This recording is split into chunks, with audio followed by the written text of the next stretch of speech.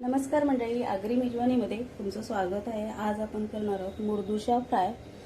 तर हा मुरदुशा खूप चविष्ट असतात, पचायला हलक्या असतात आणि या विशेष करून डोईच्या आहेत। तर तुम्ही बघू शकता किती फ्रेश आहेत त्या। तर ह्या मुरदुशा आपण आज फ्राय करणार आहोत। तर मुरदुशा फ्राय कशा करायच्या ते आज आपण बघूया। तर ह्या मुरदुशा फ्राय करण्यासाठी मी यांना साफ करून घेते। यांचं जे पोट आहे ते साफ करायचं आहे, वरची खवळं आणि शेपूट काढायचे आहे।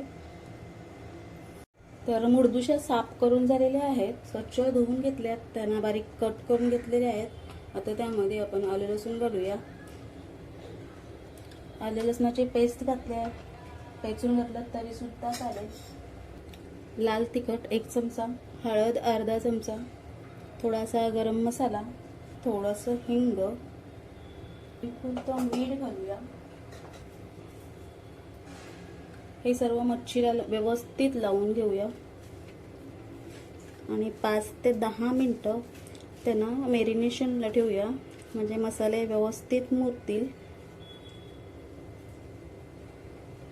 तर तुम्ही बघू शकताय मसाला लावून झालेला आहे। तर आता मी हे मॅरिनेशनला ठेवते। मॅरिनेशनला ठेवताना झाकण देऊन ठेवावं, कारण आता पावसाळा सुरू झालेला आहे, माशा वगैरे येतात, त्या बसू नये म्हणून झाकण द्यावं।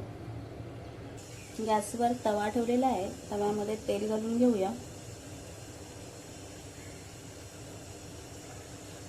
तेल तापलेलं आहे, आता त्यामध्ये कढीपत्ता घालूया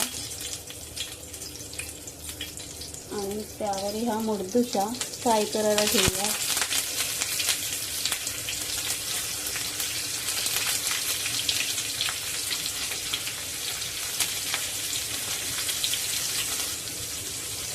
गॅस मी मंद आचेवर ठेवलाय, कारण मला ते क्रिस्पी फ्राय करायचे आहेत, कुरकुरीत फ्राय करायचे आहेत। घाई असेल तर तुम्ही मीडियम आचेवर ठेवलं तरी सुद्धा चालेल। तर आता हे मंद आचेवर आपण 3 ते 4 मिनिटं फ्राय करून घेऊया। 2-3 मिनिटं झालेली आहेत, आता आपण हे पलटून घेऊया।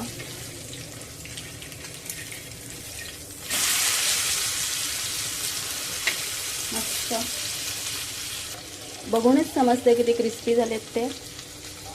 पुन्हा आपण आता खालच्या बाजूने देखील 3-4 मिनिटं फ्राय करून घेऊया।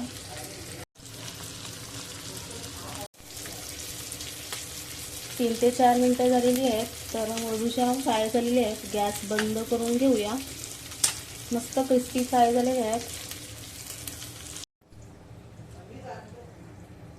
तर मंडळी, मुरदुशा फ्राय झालेले आहेत, वरून गार्निशिंगसाठी कोथिंबीर घालते।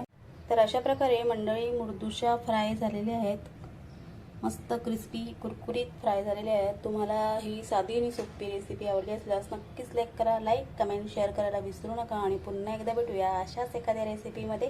धन्यवाद।